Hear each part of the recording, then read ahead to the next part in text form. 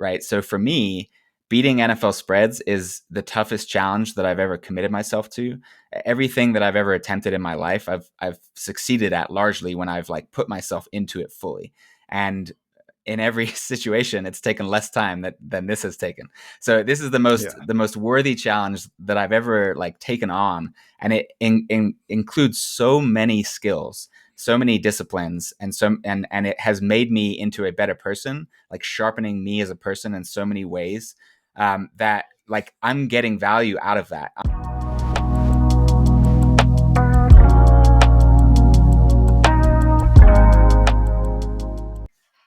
Hey, what's up, everybody? GP13 here, joined by one of my favorite Twitter accounts, good friend on Twitter, Clarke. Welcome to the show. I've been trying to get you on for a while, and it's impossible to get you on until after football season. So now we finally got to do the post football season show. Yeah. I do a lot of like football content in the season, but I much prefer talking about this kind of stuff. So I've been excited about this too. Yeah. Well, I like to sometimes start off with a weird question for Spanky. I said, why are Greeks such good gamblers? Now for you, I want to do, why are good gamblers like flowing water? Yes. So someone's been reading my blog posts on Taoism. Yes. Yeah. So I think good bettors are never entrenched in their opinions and never entrenched in their strategies and approaches, because everything is changing all the time.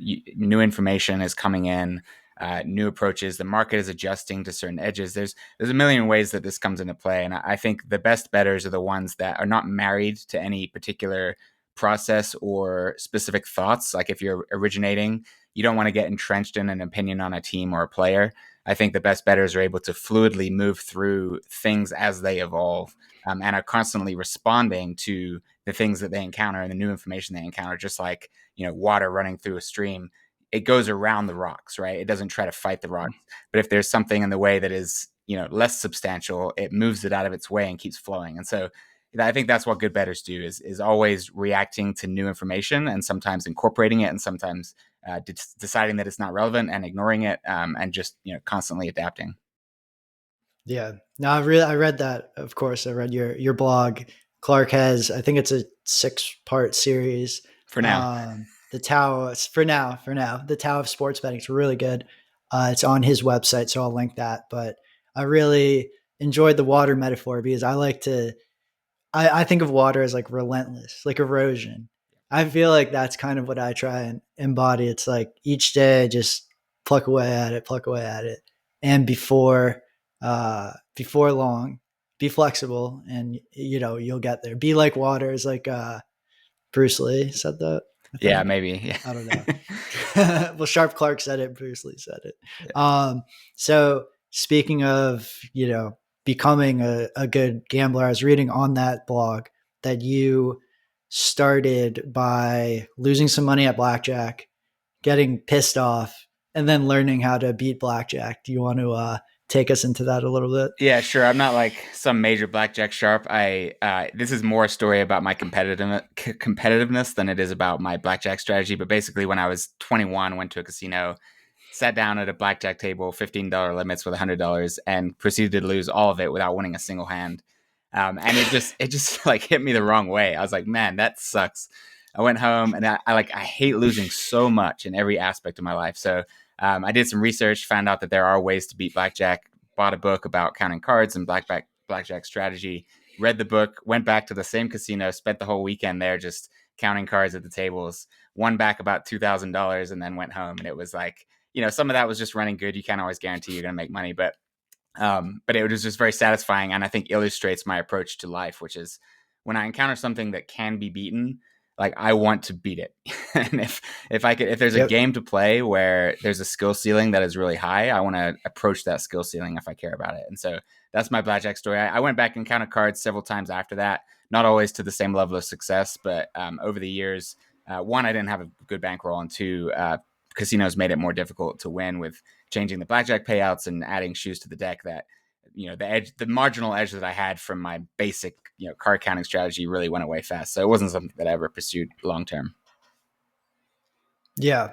And that, yeah, I think it's good though. Like I think there's aspects of card counting that come into play in sports betting with regards to like getting a feel for how the casino views you, because you have a antagonistic relationship in card counting, whereas something like poker, which a lot of people come from, it's kind of their casinos agnostic to you if you're Yeah. good or bad. So I think that card counting and kind of getting into that world, dipping your toes in, is helpful to sports bettors too. So you win your money back, you build up this AP, advantage gambling skill. Does being a football fan come first? Does being interested in the NFL betting markets come first? How did you make that? Were you sports betting before you started counting cards? I don't know. Yeah, no, I think being a football fan comes first. I've always liked gambling. Like I was at that age where when poker became a big thing, obviously I was playing poker. Again, another thing I never took too seriously, but I had, accounts on Poker Stars and played in home games and things like that. I was on Bodog, and then Yeah. before it transitioned to Bovada, and there was this system that I came up with for that where twice a week they would let you deposit money and they would match 100% of your deposit. But for the casino games. But the kicker was you had to play through like 80 times rollover or whatever. So by the time you got through your rollover, you weren't really making any money. So what I did was I thought, okay, I get to do this twice a week, every week. I'm just going to put everything I have on one blackjack hand or one roulette spin. And when I double it, I now have, a lot more to go with. And so I would do that 3 times. And so basically 1 out of 8 times, mine, 1 out of 9, whatever the exact number was, because of you're not paying 50-50. I would have 16 times my buy-in, and then the other times I would have zero. And having 16 times your buy-in where your rollover is based on the amount you deposited makes it a lot easier to get through that rollover without losing all your money. So I, I did this, twice a week, and I had a spreadsheet of like how much each one ended up with. And so it was like a minor Was it advantage. plus EV? Yeah, it was plus EV. Okay. And I did this Okay. for a while, and then That's awesome. I convinced my friends to make Bodog accounts for Bovada. I can't remember if it was Bodog or Bovada at the time, but convinced some friends to make accounts and like did it on their accounts. And then the way the Of way that I course. funneled money to myself was I would play heads up poker. Dump at poker. Yeah. I knew it. I Uh, knew it. and one of my good friends like got an email that was like, "We've suspended your Bovada account." He was like, "What the fuck are you doing with my account?" So I had to stop that. I mean, again, this was like I would deposit like $20, $40. Like I was in college, just after college, so nothing ever serious. I did bet on NFL games for fun, but again, never more than $10, $20. Just betting my opinions on what I thought. Like, hey, I like this team. Um, it wasn't until 4 years ago that when COVID hit and I like really developed, betting became legal in Colorado, and I developed a more systematic, robust approach for forming my betting opinions and testing that out in the betting markets. And so that's kind of where it became my primary focus of betting on the NFL.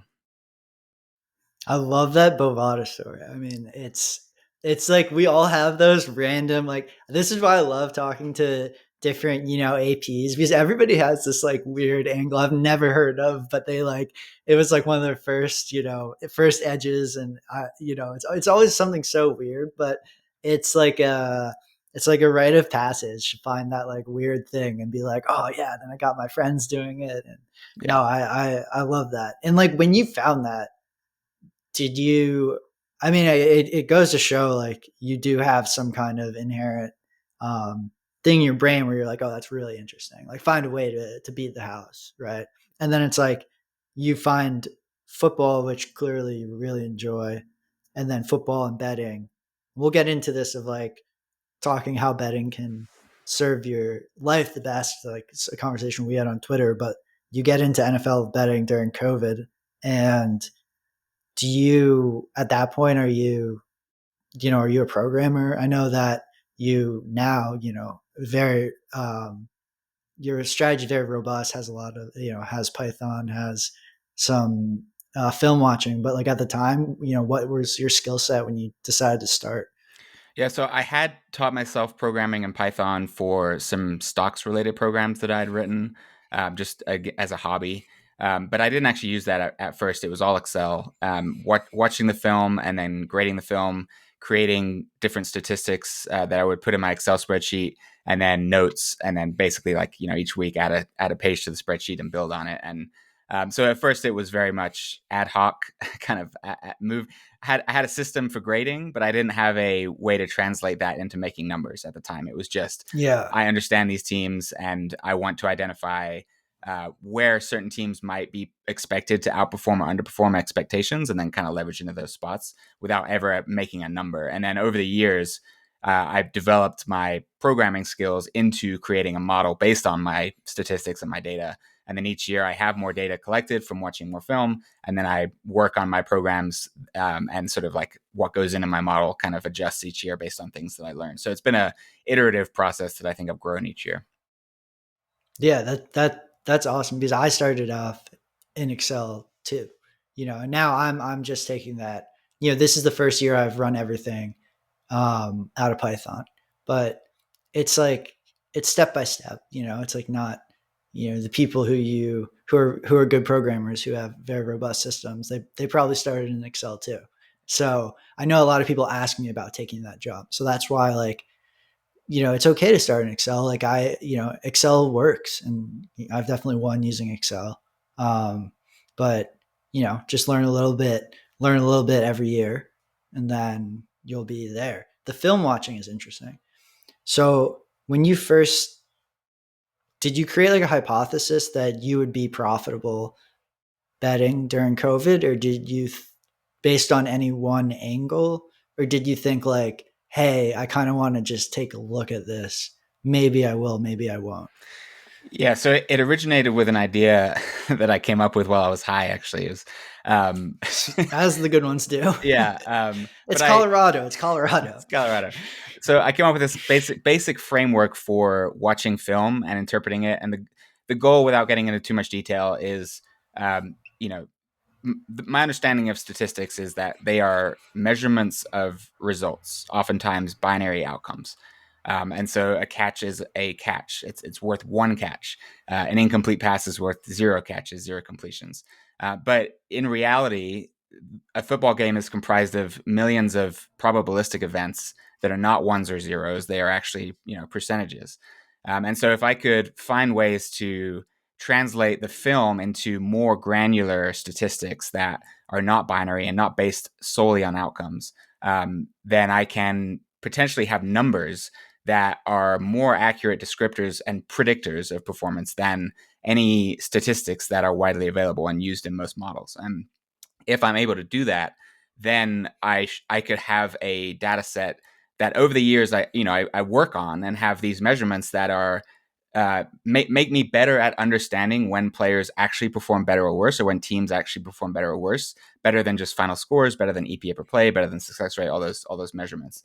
And so that was the concept. And so the first year was really just putting that to the test. I didn't have an odds screen. I didn't know anything about betting markets. I was very, very green, and absolutely fucking crushed it. Like, That's awesome. some of it was just running good. A lot of stories are just good variants right at the right time, giving me that, pseudo confidence boost that probably wasn't justified. But it really like propelled me forward and wanting to work on it and improve my process over the years. And so that was the idea. The first year was just, how can I identify when teams are misunderstood based on the way that these events, like if a point two happens, that's a one, and it should be a point two. That's a big gap between, what Right. I would project moving forward and what the statistics say. That's a very simplified version of what I do, which I don't want to like fully explain, but that was the Sure. concept. Sure. Yeah. Yeah. Well, I mean, in speaking in your blogs, one quote I had highlighted was, "My biggest edge comes from measuring performance independently of statistics." So that's basically what you're describing right there with your process that involves taking taking some create you're creating new statistics ultimately, right? More predictive statistics. Yeah. There's sort of custom metrics basically that I Yeah, know for with 100% certainty that nobody else is using because I create them and I don't share them. right. And this is one of what I think is the most interesting topics around originating sports betting. is, do you want to be a great modeler or a great um, have better data? And I'm always on better data. And I think most people are. It's not, I don't think it's actually, there's much push for being like a better modeler. But what you're doing is you're creating a database that only you have. You, by definition, are creating, giving yourself a data advantage, or you're attacking the problem from a data advantage standpoint, right? Right. Yeah, and that's I think Yeah. the if you get unique data, the second question becomes irrelevant because you're automatically using it differently because no one else is using it. Right. Right. Exactly. Like you can have, if you build a good, if you build a unique, good database, you can ask, you can actually like ask ChatGPT, like, hey, can you help me? I'm trying to figure out, the impact, create a model for me. You can literally say that. And like, it's pretty solid. If you have a unique data set, that's going to, crush. Um, so what you're doing is similar to a PFF grade then, right? I don't know, or I have no, I don't know much about PFF, but it's like, are you grading every position? Because that seems exhausting. No, QBs. when one person's not capable of grading every position. Yeah. Yeah. So my grades are aimed to be holistic and team based, and so a lot of Okay. times, and this is kind of a general theme we might hit on again, but a lot of times the way people talk about things, talk about football, is so different than the language that I use to watch football, and so sometimes I feel like I'm just speaking a different language, but. I don't view players in a vacuum. Like I don't try to make claims about like, well, Jared Goff is better than Tua, because like being able to make that claim without understanding the context of their production is silly, in my opinion. So for me, performance is dictated by their circumstances and as a team value, right? I mean, every NFL play involves 22 players, and unlike Right. in most sports, in most plays, all 22 players have an impact on that play, right? This is a obviously some positions matter more than others, and obviously you have to account for that, but I don't think of players in a vacuum. I think of players as part of their team, and so that's kind of how my grading is reflected. No, that's really interesting because yeah, I just assumed.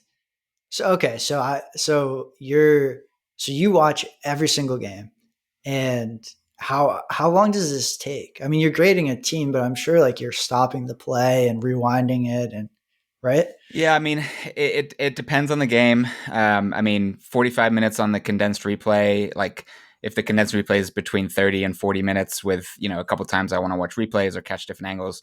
Sometimes I do have to load up the all 22, like when I want to see a play. But for the most part, it's 45 minutes to an hour. It's mostly what I do on Sunday. I don't watch games live. I'm watching replays. Monday, I'm Okay. watching replays.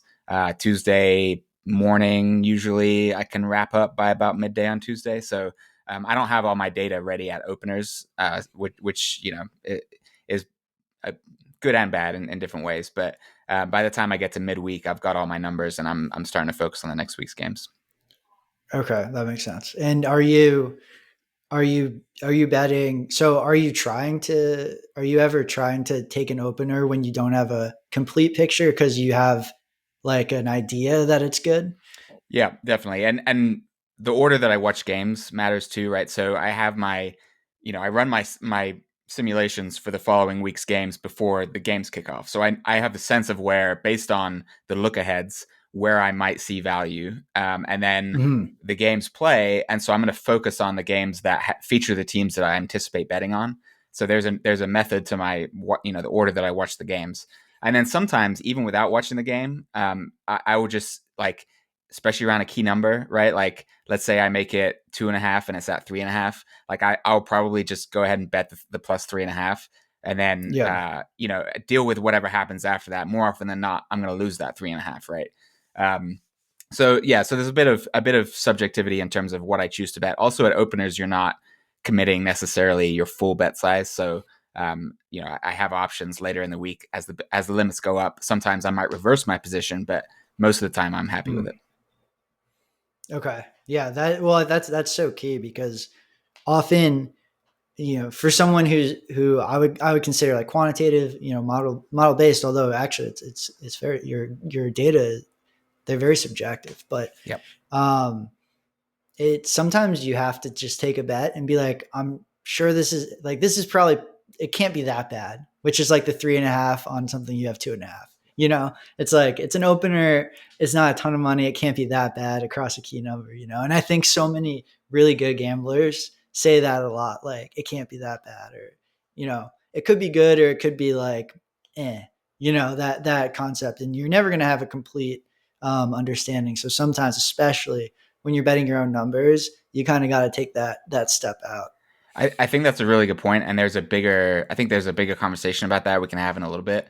But my goal is not to make every single bet be mathematically plus EV.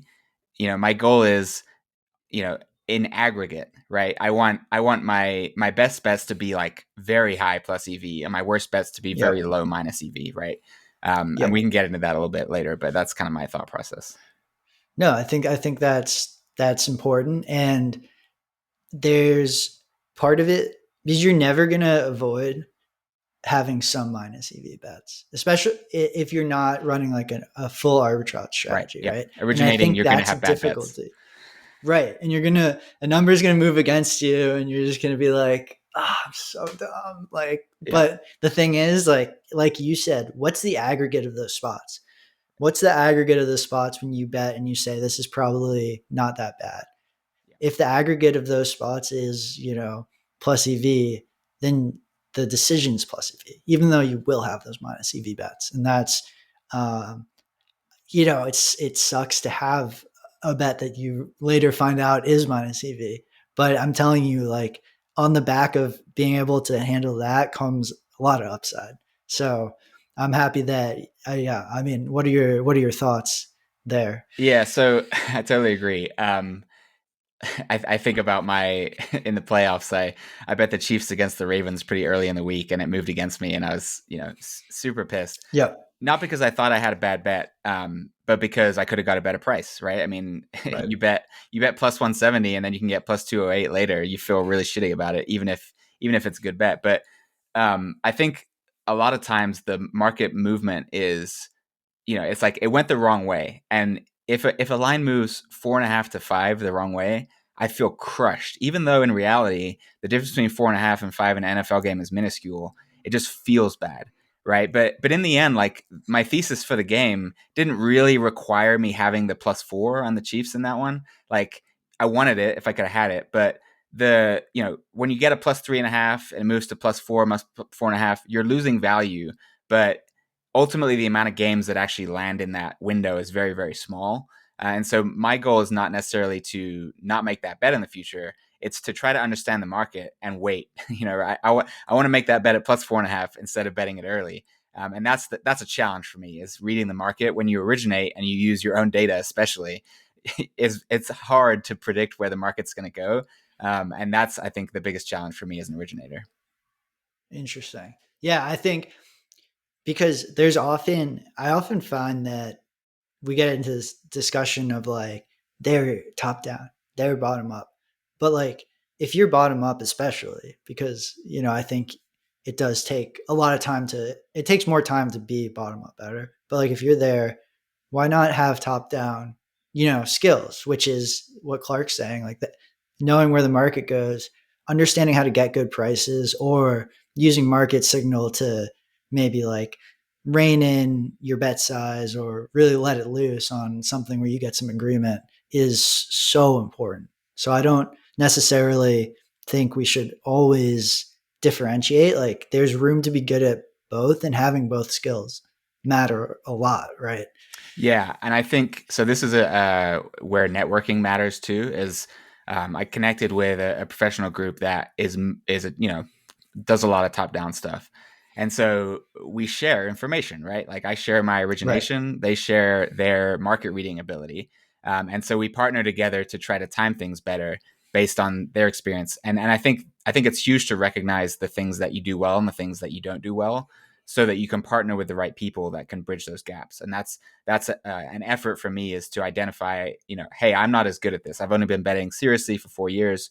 I can't possibly have as good of a market grasp as some of these people that have been doing it for much longer, with much more money at stake too. So that's been a focus of mine in terms of who I network with.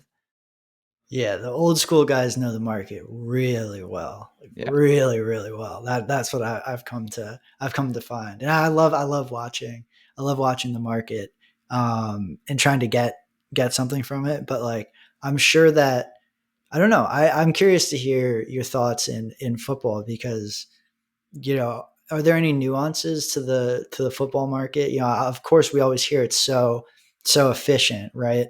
Like it can't be your belief that it actually is like perfectly efficient, right? But do you think that what do you have to say if someone's like the NFL is the most efficient market?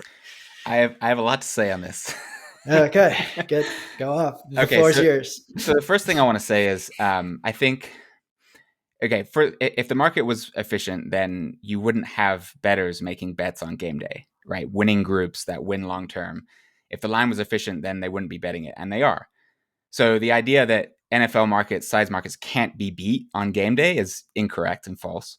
And the ego that you have to have in order to think, I can't beat NFL at post, therefore it cannot be beat, is a ridiculous amount of Mm, ego. And I see people that have that attitude and they say, oh, no, you can't beat NFL. It's like, just because you could doesn't mean no one can. So first of all, it is beatable. I think market efficiency is misunderstood, primarily because market efficiency is not the same thing as predicting the true median outcome of the event, right? Market efficiency is mm, weighted opinions of long-term successful bettors in that market, and bettors that get CLV in that market.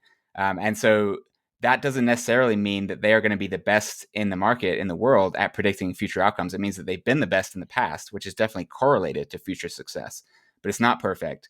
And also, it's a game that we're unable to fully grasp using past data. There's so much that goes into one football game that we as humans are not capable of accurately predicting the median outcome of every football game.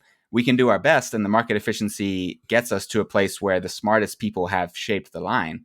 But the other thing about it is football is a unique game, in my opinion, in terms of, I think it's actually less efficient than most sports, even though it has more money, uh, because of two factors. One is the limited sample size data that goes into NFL is a serious problem for modeling. Like, in order to get any significant sample size of data, you have to either, one, summarize over large portions of data without ignoring massive amounts of nuance that goes into each game, or you only go back a couple years. Or you go back enough years to where you're going into an era of football that is played differently than it is today. Like, things change every season, and there's just not enough data points. There's too much variance.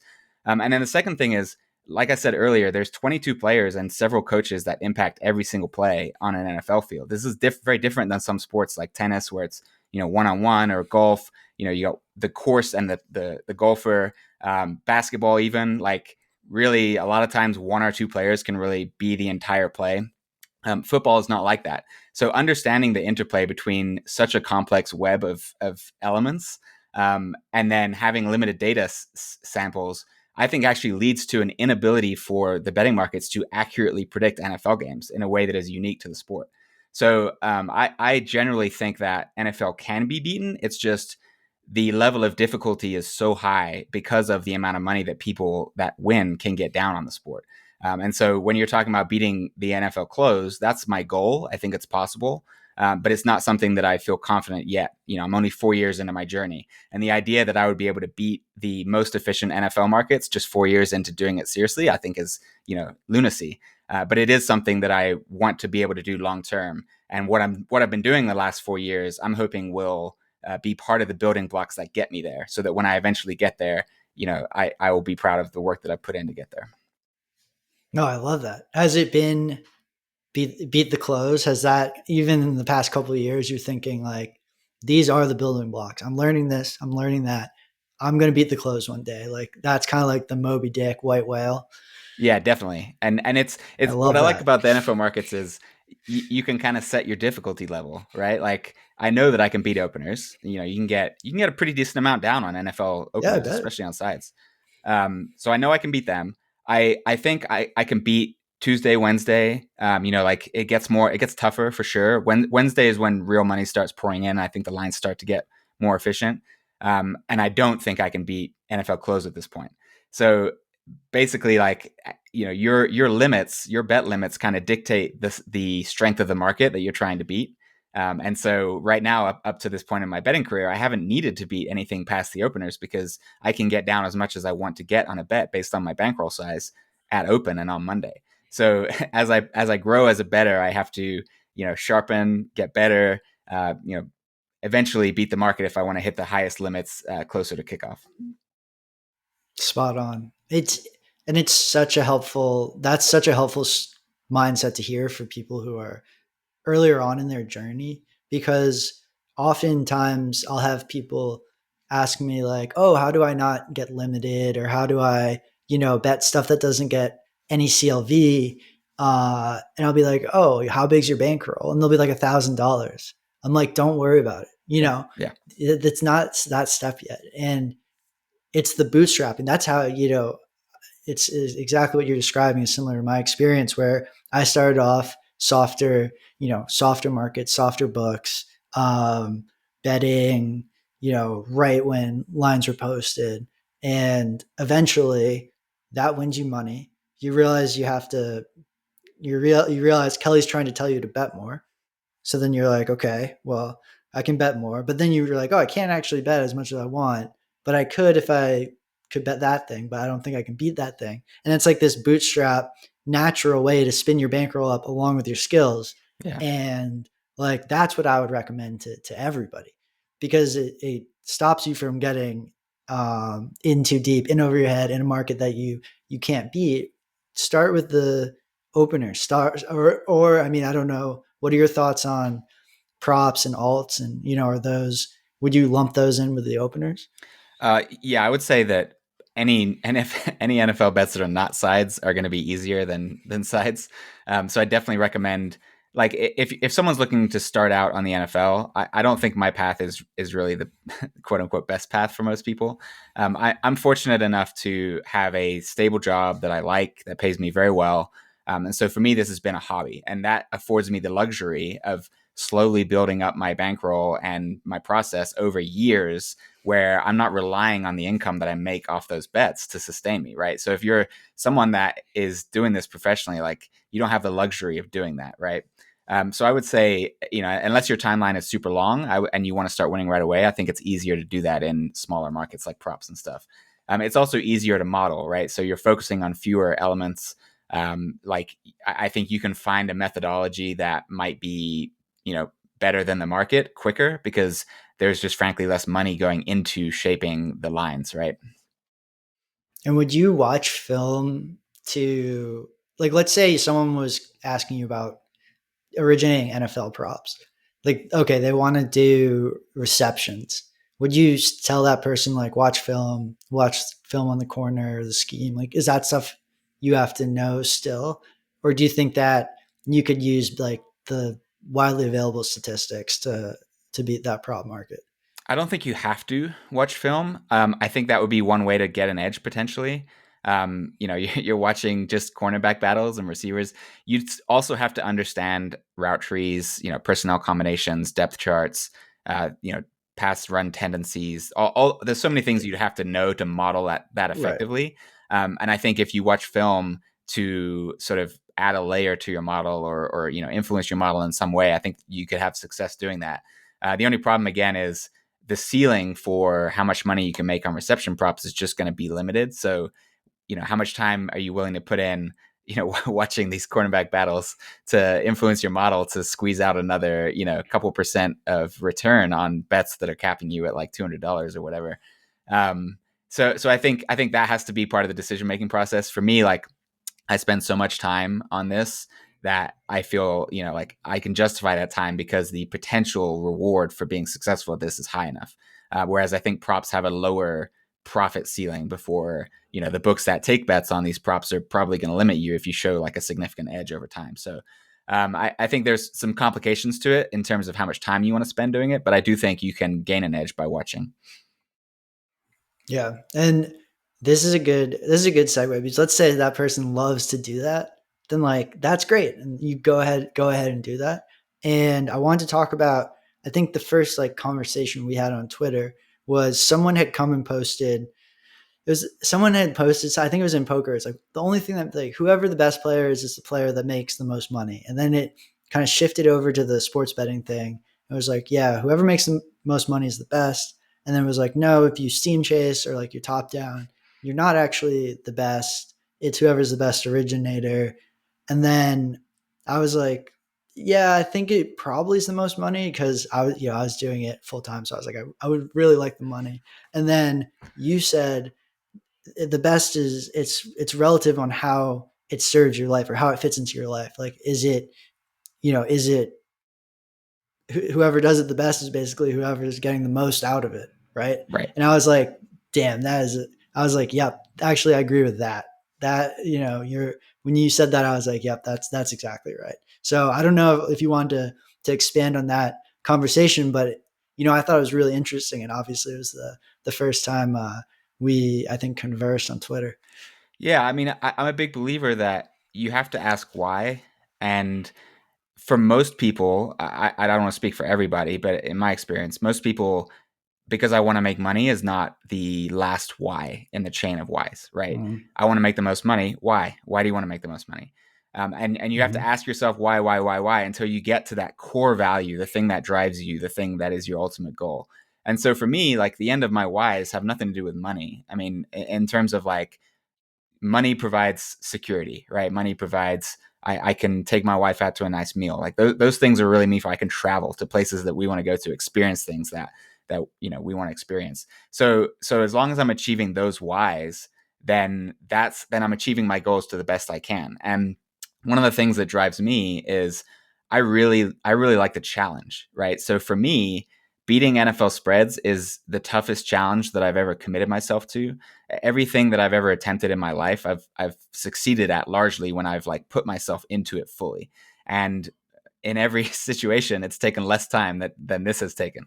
So this is Yeah. the most worthy challenge that I've ever like taken on, and it includes so many skills, so many disciplines, and it has made me into a better person, like sharpening me as a person in so many ways, that like I'm getting value out of that. I'm also building relationships with people, like meeting guys like you. I've met other bettors that have taught me so much, and it's just like I don't mind talking. Like a lot of bettors are just completely isolated and silent because they're afraid that they're going to leak their edges and people are going to like. I love having conversations about football and learning more because when people argue with you, that's an opportunity to learn from their perspective. So there's so many things to this that are valuable to me that are not making the most money bottom line, right? And if I do it right, and if I'm successful and achieve my goals, then the end game will be I can make a shit ton of money, because if you can beat NFL spreads at post, you can make a shit ton of money, right? Um, and so I think another thing is I don't love networking. I don't love like I don't want to hustle to get outs. I don't want to like have to constantly evade the book's gaze and all that kind of stuff. It's just not enjoyable for me. If the only way to win at sports betting was top down, I wouldn't be interested in sports betting. Like the thing that interests me about sports betting is the origination, is my attempt to understand the game so well and to model the game so well that I can actually efficiently predict outcomes, is something that is so enjoyable to me that drives me. And so if I don't make as much as someone that's top down and has a million accounts because they're like constantly grinding and have all the information, like I'm fine with that. They can make more money. I'm going to be more satisfied based on my own goals. And then the great thing about this is if we all define our own goals, we can all be the best, right? Yeah, so, exactly. I love that. so yeah, so that's kind Absolutely. of my approach. That's way too optimistic for the general gambling discourse, but I totally agree with that. Like having Spanky on, he you could tell like he loves his style of betting. And he's the best at that. I think. I mean, I could be wrong, but he's being that guy, that top down guy, get a lot of good info, get a lot of accounts, network. I mean, he has Bet Bash. That's great. And it seems to fit into his life. Yeah. But like, that's he'd be the first to say, I'm sure, like you do you too. And Yep. I I love that. And the thing you talked about, the thing I about like beating NFL, making you a better person. I found that with gambling or advantage. It is tricky to say, right? Because like gambling is obviously not advantage gambling. These are two different things. And like advantage gambling, I think developing the skills has made me a better person, more tolerant of like unlucky things happening in my everyday life, more even keel, think more clearly about situations. Yep. And you win if you learn those things too, and you don't make all the money that you could have, but you learn those skills. That's awesome, you know? Yeah. Yeah, and for me, like betterment comes in so many different forms. Like this off season, I'm actually I'm actually teaching myself statistics through a textbook. Me too. Nice. Okay. Because like I use ChatGPT to create my model that I use right now, and there were some moments where I couldn't quite get it to do what I wanted it to do. Like, and I think just learning a discipline gives you the language and the tools necessary to improve your model. So like, yes, I'm improving my model, but even if I stopped betting NFL, like these are skills and thought processes that will be valuable in many areas of life. And the things that betting teaches you about handling ups and downs, and like how to remain disciplined and focused, and like not like ego is the enemy to betting, to successful betting. And like ego has always been a thing that I've struggled with. And so what I've loved about this whole process is it has like really beaten my ego into shape in very real ways. So yeah, so many ways that this journey has benefited me as a person. And the money is, one of my goals, but it's not my only goal. Oh yeah, I love that. The ego is I always get it's like yeah, there's definitely winning betters with big egos, but they're like not they don't have big egos in the way of making money betting, if that makes sense. Like Yeah. they might step back and be like, "Oh, I'm the man." But like if the market goes against them, they're going to be like, "Fuck," like Yeah, actually, I have this theory I don't know what sometimes. I'm talking about. Yeah, Yeah. I have this Okay. theory sometimes that some success, allegedly successful bettors, I don't know them personally, but are Sure. pretty big trolls on Twitter. And I Yes. and they demonstrate traits that I know are not consistent with winning bettors. And so my theory on them is that that's like an outlet for them, right? If they can like outlet their ego by being a dick on Twitter, then it's less likely to seep into their actual betting process. Like maybe that's how they do it. I find it much easier just to try to eliminate ego altogether, but everyone has their own walk. I kind of like that. I believe that. I mean, some of the better the people people who say the people who are known as better betters are frequently Twitter trolls, and they're pretty funny sometimes. But I get that because they have to win, so you can't just be like blindly egotistical about your process, like because whatever your first process is, it's not going to be good. 100%. So you have to at least have enough. You at least have to check your ego to move from whatever the first like shitty model you build to like the next iteration. Yeah. So I have to imagine I like that theory. Yeah, I have a specific example of this. So last year, 2022 season, I had a positive returns, profitable season, but less than I had wanted to. And I did some digging. I always do like an autopsy on the season and identify results. And a crazy thing was I felt like I had suffered a lot of end game variance against me. And so I wanted to quantify that. So I went back and I was like, okay, so every game where the final score in the game dictated the outcome of the bet that I made for bets that were Mhm. between minus 120 plus 120. So either spread or money line, like close to plus 100 bets. And I went 5-27 against the spread on those bets. And so I think Wow. my ego wanted to be like, oh, I ran bad. Like variance went against me. I should expect that to be close to 50-50. Like I should be way better than I was this year. And then you put it to rest. Like, oh, I should be better. But I was like, no. That's my ego talking. That's making assumptions. So let's look at those games. And so I went back and I like looked at those games, looked at how they played out. I rewatched some of the finishes, And I started to notice a couple things that I was like, okay, this might actually be predictive. There may be a way to predict some of how this happens. So it led me to this, and I think this is a thing that I like. If you're an originator, I think curiosity is one of your most valuable tools. So I was curious. I was like, is this something that can be statistically modeled before the game starts? Can I use statistics that existed before the game, including my own metrics, to try to avoid these situations? And it led me to this kind of profile, sort of what I call factors. I have several of these now, but like Mm-hmm. factors that basically rank teams according to certain profiles that make outperform or underperform in certain situations, and then like how that interacted with different spread numbers, because the way the game unfolds impacts how the end game happens, right? The score difference is, like the most obvious one is like we all know that the Chiefs, like if they're down 3 late in the game, like they're going to play at a very high level. Whereas if they're up by 10 late in the game, like we know the Chiefs aren't going to put their pedal to the metal. It's just not how they play. So I translated that to like a whole NFL wide system, and then ran that, back tested that over previous years, and it turned out that there was something predictive in it. So Wow. me getting my ass kicked on these games, I think saying no, I'm not going to let my ego say this was just variance. I'm gonna analyze whether or not I'm missing something, because it's possible that I am. In that case, I think I was. Totally. And that's the thing. When you're getting your ass like absolutely kicked in a weirdly specific way, it's often so like that's happened to me. Same exact situation, like losing money, literally betting like into this one random book. And I was like, how am I losing against every book except for this book? I can't, like, it's small sample size, but it doesn't feel right. Like the way the market reacted, how it never moved off me. I was like, it's just so weird. Like it just doesn't feel right. And I kept losing. And I was finally like, what's going on? And then I talked to people and they're like, oh, like that book, like, so and so like bets into them and that's how they get their openers. I was like, their openers.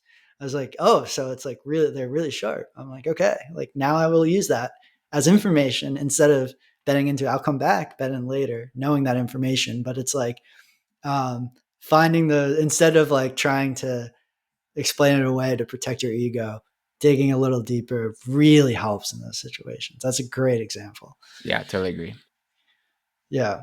Now, speaking of downswings, this year you had a downswing of epic proportions and a clawback of epic proportions. You want to run us through that? You were pretty public about it on Twitter, which I actually thought was probably pretty difficult to do and really helpful for a lot of us who follow, because there's so many more people experiencing highs and lows who are good bettors Yeah. than post about it on Twitter, and people don't really do that, and it helps to feel like you're not alone in that situation. So I think that was a big service to talk about it, but I'd love to go into depth about it.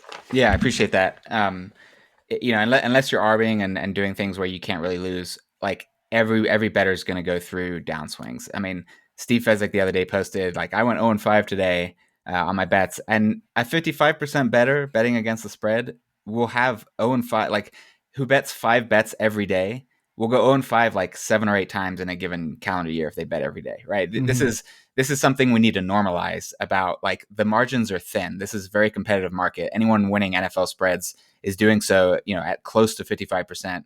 And so the idea that people are going to experience downswings is part of the game. And I think it creates unrealistic expectations, like the way that Twitter works, one with, cappers that are just only posting when they win. And two, sort of the way that when people win, it gets amplified. And so that's what you see on your feed. Whereas when people lose it doesn't go Yeah. around as much. It creates unrealistic expectations for people that bet, either recreationally or professionally, about how much they should be winning. And so it was about week 10 or so, I was down over 20 units on my NFL season, and that sucked. Like thinking that I'm halfway through the season and I'm almost certainly going to take a loss this year, like when I only bet one sport, like it really sucks. And as an originator, you have the added layer of I'm betting my opinions and losing, right?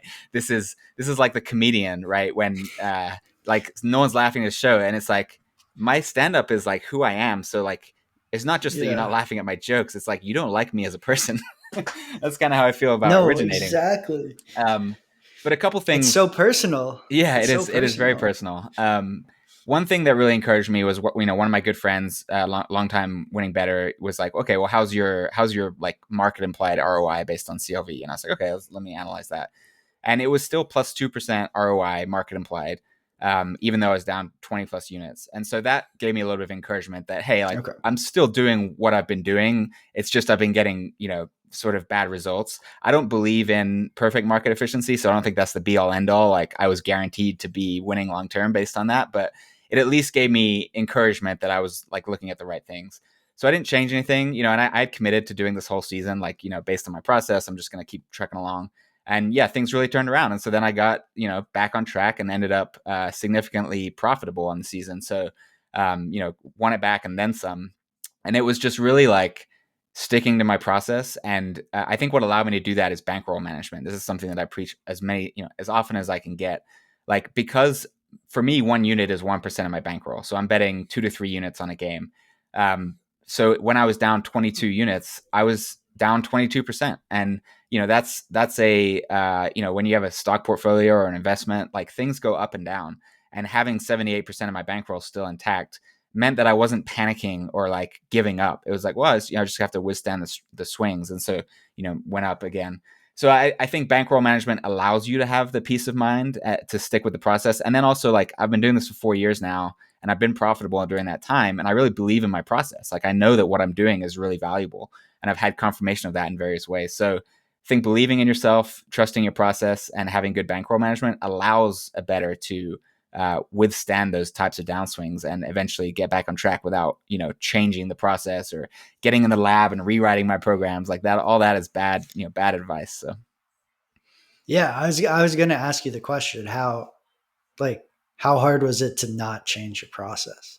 yeah, And I you mean, kind of answered it there, but I yeah, I mean, don't have that's time to must have been change in the hard. season, right? There you go. So like, It's a blessing of convenience. yeah, and I change things every off season. Like I'm improving my process. Like last year, like I said, I incorporated that factors into team profiles. The way that I grade film, the way that I make my metrics shifts sometimes. And so every year I'm trying to improve my process. But during the season, it's just this is what I'm doing this season, and I'm going to do it until the end and see how it goes. Do you think that because you preach I think bankroll management is really important. I think being super conservative helps you stick to your process. Do you think that there are originators out there who just have good processes that don't get bet into the market anymore because they took a downswing and chalk tabled the model?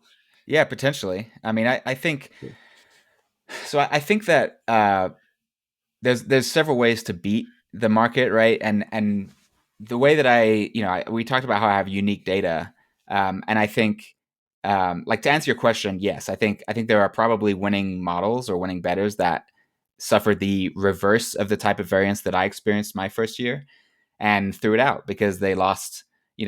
Like, it's hard to lose over a long period of time and come to the conclusion that no, I think my process is great. Right? Yeah, it's really hard. Yeah, it's really hard. But in reality, like, a successful model like has a pretty decent chance of being not profitable over a small sample size. And the NFL season is relatively small sample size. So um, but I think if you have a unique way of doing things in particular, you are less able to judge your performance based on the market, right? And that was something that I found comfort in, but also it's not my goal is to beat the market, right? And so um, you know, I talked a little bit about how I believe that the market closing line is not, a perfect predictor of the median outcome of the game. I think that, if the market were a model, right, the market is the consensus representation of all the collective models, but it's its own model in the end. And that model has an error value, an error function. The more closely your own error function matches that of the markets, the less likely you are to identify winning bets, right? Because and Mm. I think that's one of the reasons why I value my unique metrics that I create. I may not be better than the market at predicting outcomes, but I actually don't need to be. And that I think that is a huge, huge thing. Because if you have a different model that is just as effective as the market at predicting outcomes, not better, then you will identify positive EV bets more than you identify negative EV bets, assuming that you can overcome the vig, which close to kickoff, like in NFL markets, you can get pretty close to vig free on some of these markets if you have connections to different outs. And so like to illustrate that, let me put it in numbers, right? So let's say you have a model that is between 0 and 3% off the true outcome, and so does the market. So you're equally good at predicting, and bounded range between -3% and +3%. If you identify a 3% edge, it could be because you're 3% under the market, and the market is right on. In which case, you're seeing an edge and you're betting it, and it's a 50-50 bet. It's a negative EV bet, assuming there's vig, but it's minor, right? Or you're right on and the market's 3% off, and now you've got a 3% edge, right? And you're betting that. And so you're never going to have a situation where you're on the other side of the market and you're like 6% off, because you're seeing things differently. And so your predictions are going to kind of like oscillate in alternating ways. And so right over the line, right? Yeah. So the only times you identify bets are either going to be positive EV or marginally negative EV, or even zero if you are able to get vig free, which sometimes you can. And so I think that is a really important thing, that it's actually possible to beat the market without being better at predicting the outcomes if you have a unique enough model. And I think there are plenty of unique models that just run bad because the margins are so thin that they end up getting thrown out, or they give up and move on to something else, because this is a really, really hard game. No, I agree with you. I think you don't have to it's hard to make a market. You don't have to have a model that is technically better, more accurate at predicting than the sports book or whoever's taking liquidity. But that's where I think trading skills comes in. Yeah. You can have a directionally correct model, and if you're a good trader, you can do some real damage with that. And that being a good trader is bankroll management, understanding how the market works and acts, and who are the players and all that stuff. With a directionally correct model, you can do some serious damage. So for the people who are top down but want to try originating, like I think that your ceiling's really high. You just gotta dip your toe in, right? And if you can find something that works, you already have the skills to use it efficiently. Whereas I think if you come at it from the other direction, it's you have to build a lot of the market skills later, and hope not to kind of get run over in the beginning. Yeah, totally. And you recently posted a tweet about kind of going private with your picks. So as of last season, you were giving away picks on Twitter. You were selling. You had a package with four for four. Is that it? Yeah. So 4for4 subscription gets you access to like all their content, and some of that is my bets, and then Connor Allen and Ryan Noonan do NFL props, and so that was kind of like the main element of the betting package. Okay. And now you've made a decision, which feels like a pretty big decision, to basically not give away picks, still talk about football and betting on Twitter, which I think that to me, that's the most interesting content anyway. I'm not always there for the picks, but and essentially size up and really start to take a crack at making some serious dough. What sparked that? What are you looking forward to? What are the challenges that you think you'll face? I'm interested in this decision. Yeah, it's great questions. So it's mostly a selfish decision. I think there's multiple elements to it. Like I said, I know that I can beat openers, but I'm now at the point where I want to get as much liquidity down at open as possible. And when you're posting your bets, you run into a conflict there when you're actually betting limits, because you're going to eventually start moving the markets. And so you have a choice to make. Like, do I want to not bet as much as I want and give out the bet at the current line? Or do I want to bet as much as I want, hope it doesn't move, and then give out if it doesn't move? But then you've got, a problem with if it moves, it's more likely to be a good bet. So now you're giving out less than optimal bets, and I don't want to do that. So I think there's a window of time for a better where selling picks can make sense, in that window where you're not betting enough to fill the market at the level that you're betting. And that's where I've been the past few years. But as I transition to the point where I want to actually maximize my liquidity, it makes sense not to publicize. And while I wasn't moving markets with my bets all the time, there were some times where there were other groups that move markets that would bet the same thing I bet, like after I bet it. and I know they follow me. And I'm not saying that they're like Mm. copying my bets. Like I wouldn't accuse them of that. But if they show an edge and they see someone else post that edge, like they're going to want to post it earlier, right? Like, and that does Yes. move the market. So whether or not it was me moving markets or not doesn't it's irrelevant. There were people understood that the bets that I was making at open generally closed with CLV, and so therefore they have value.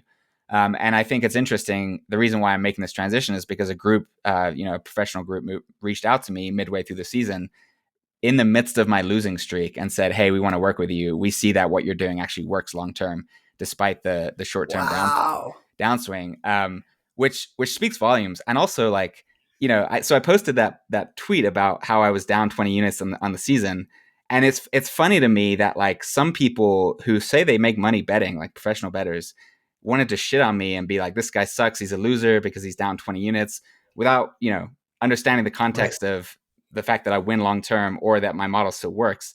And they're spending the time shitting on me on Twitter, and then another professional bettor instead looks at my process, looks at my bets, and says, "Hey, I believe in this guy. I'm going to add him to my team."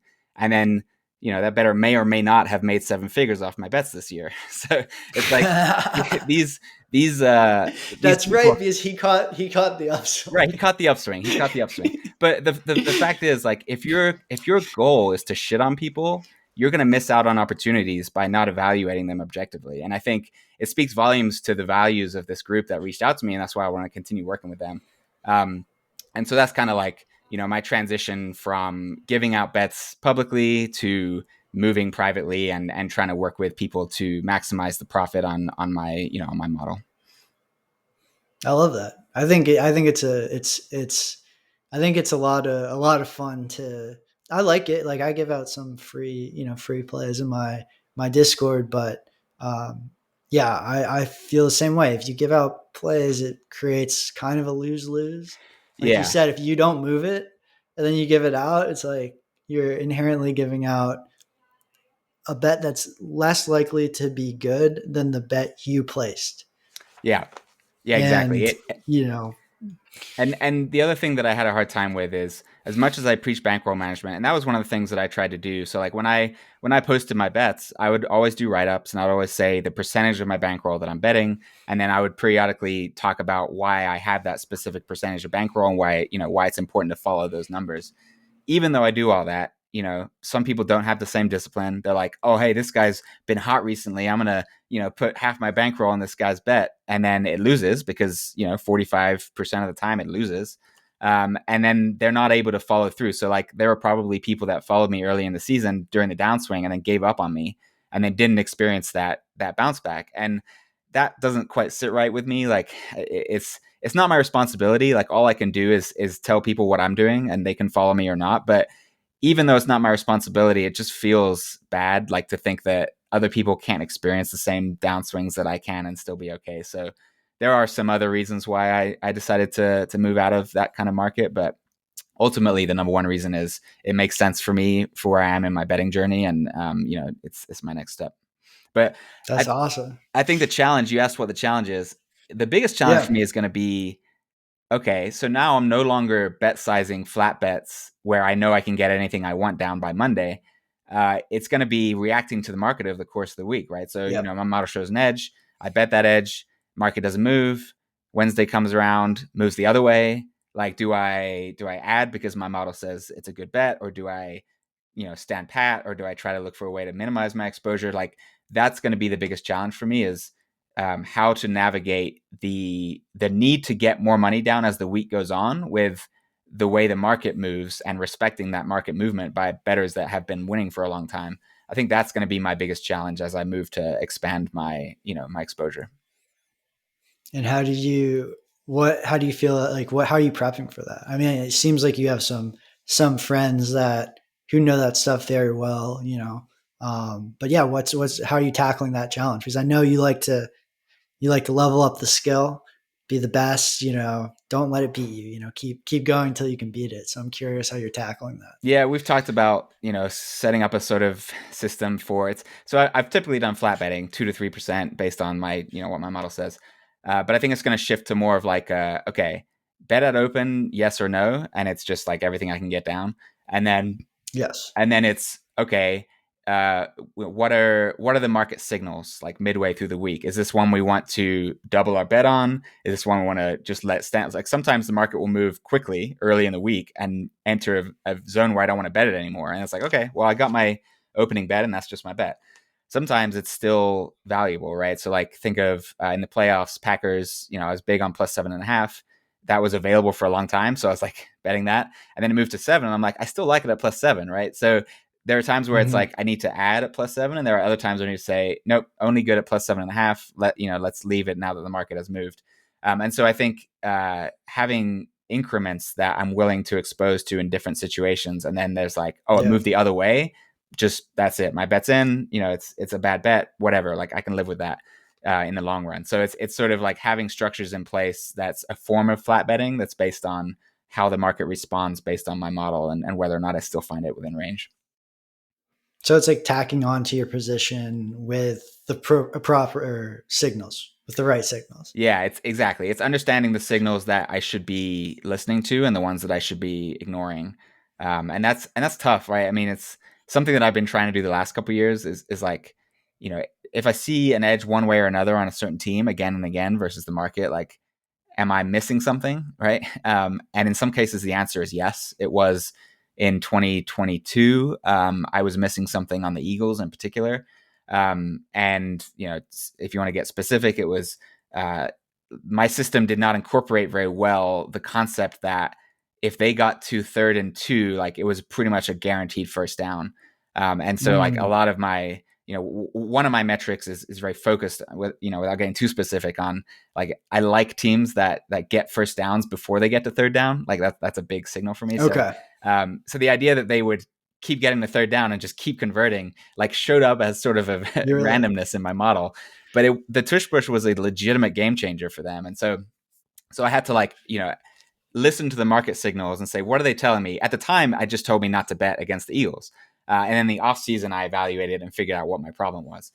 Versus other times where, like, I understand why the market is moving against me, and I account for that and still find an edge, in which case I need to keep betting it. So it's sort of understanding where the market movement's coming from so that I can react to it appropriately.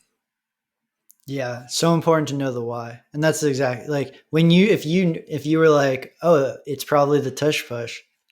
I can't even say tush push. Brotherly shove. And you were like, okay, and that's why, then I'm sure you would, like, if that wasn't a postseason thing, then you might feel more comfortable sometimes betting against the Eagles. And of course, it would probably have to take a whole time to like redo how you weight teams that can actually convert 3rd downs at a much higher rate than I'm sure what you had. But if you know the why, then it helps you decide whether market resistance is super scary or not. Whereas sometimes I think if you don't know the why, it's really hard to continue betting with any type of market resistance, which is fine at first. I would recommend that, but you got to know those whys. That's where they really come into play. Yeah, totally agree. Understanding the why is huge. And I want to leave with the people who made it through the whole interview. Let's say they were like, "Hey, Clarke, I just got limited from 5 books. From 5 books because I was, doing live arbs. I want to start originating. Like, what should I do? I have a couple hours a day. I work a normal job. I have a couple hours a day. I'm interested. What would you tell them? I would tell them to follow their curiosity. What aspect of the sport interests them? Like, what do they think they could enjoy spending their time studying? And then I would sort of start out with some research questions, right? So, like, let's say you want to talk about how pressure impacts quarterback play, right? So you want to kind of predict completion percentages for quarterbacks or something. Then you want to start studying like how pressure impacts quarterback play, different types of pressure, front 4, front 3 pressure versus blitz pressure, what elements of quarterback play are better at, offsetting pressure, what types of players, having receivers and running backs available can lead to, easy outs for the quarterback. And then I would sort of focus on the stats, or if you're a film guy, like focus on the film that's relevant to that. And then build out sort of questions like, if this were the case, then I would see this. This would predict this, right? So if teams that blitz more are, for example, more effective against teams with good offensive lines, because blitzing creates multiple rushers and offensive linemen can only deal with one guy at a time. If that's the case, then we would see a increase in pressure rates relative to average versus teams with good offensive lines, and that would lead to potentially a lower completion percentage, whatever. And then study it, run some models, build out, get the relevant statistical databases, run some programs to see if, with the information you had before the game started, could you predict it? And then, in the following season, check the market books and see what kind of lines they're offering on that market, and see if your model is successful against it, and kind of go from there. So I think, my advice is do something that you're curious about, not something that you think is going to work, right, necessarily. Because once you encounter frustrations, which you will, it's going to be much easier to push through those frustrations if you're interested in the thing that you're studying, and you want to spend more time doing it. So I guess that's my advice. Spot on. Yeah, it's like test. That's actually how I got started in golf modeling, like way, way long ago.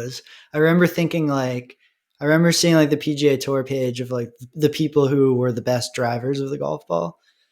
And I was like, oh, those are the best players in the world. And then I looked at like who gained the most strokes putting, and I was like, these guys suck. Like these guys are terrible.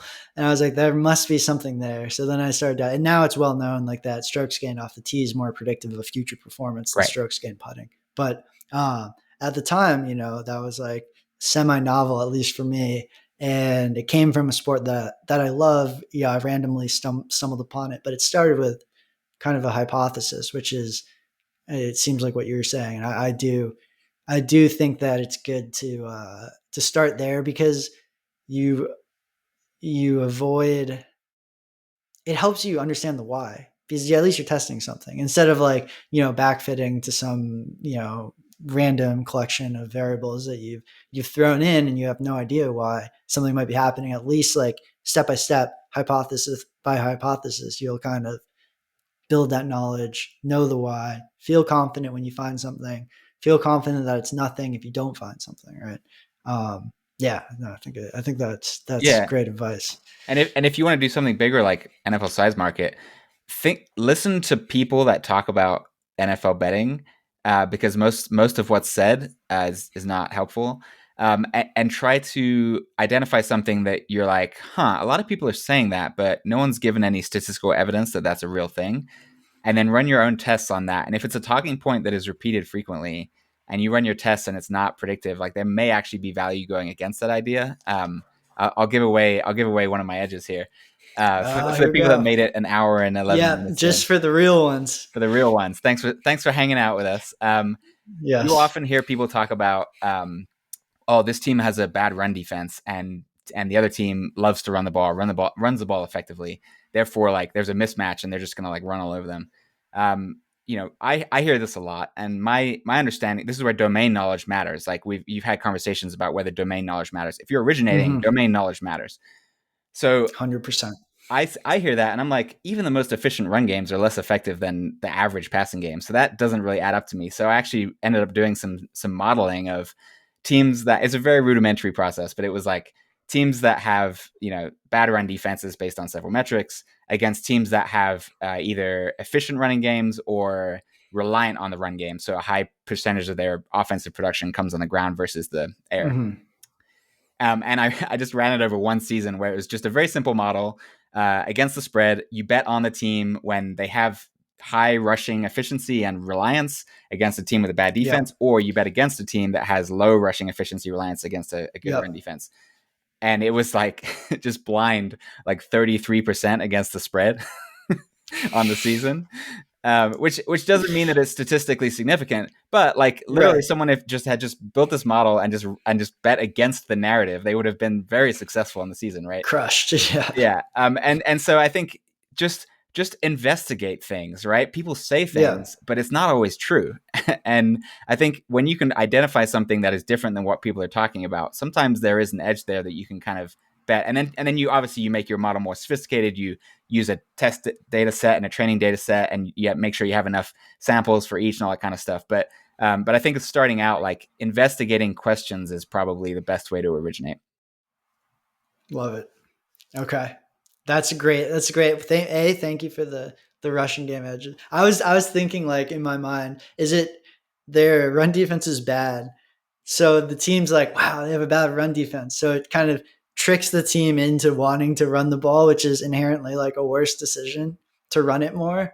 So they kind of get like baited into running it or something, Yeah, I mean, something like that. you see it in all kinds of ways, but like with the Chiefs, because this was a big talking point for Chiefs Ravens, Chiefs 49ers, last year's Super Bowl, Chiefs Eagles, it was the same thing. And like it doesn't matter because when the Chiefs like load up the box, they force you to pass. Like it's Right. stupid to run into an 8-man box. And so it doesn't really matter like that they didn't have good rushing numbers, whatever. They forced teams that wanted to run into passing more heavily, and that ended up having a negative impact on the opposing team. So it can come in many different ways. I see. Okay, that makes sense. That makes sense. Yeah. See, this is the fun stuff you get to think about if you start originating, go bottom up. It's very intellectual, like you said, curiosity. It's a huge asset, and it's very fun. So I appreciate you coming on and helping get some people started there, because I know a lot of people have been reaching out to me who've maybe running more of a top down strategy and struggling with limits, struggling with burnout of being in front of the screen 24/7. Um, and yeah, I think that this is going to be really helpful for someone who's trying to make that first step. It's a scary step, but it's not really. Just start with a few questions, curiosity, poke around, do something you like. I Yeah. think Clarke would say he loves football. I love golf. Like these are things that we were going to watch anyway. And yeah, it's fun. So to good luck to everybody. Clarke, thanks for coming on. It was like I've been really looking forward to this for a long time, and I'm happy we finally did it. I think you're a great presence on Twitter.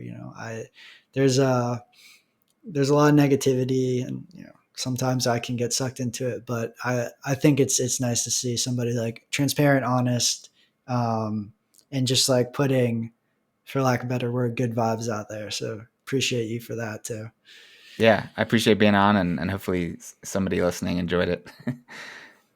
Yeah.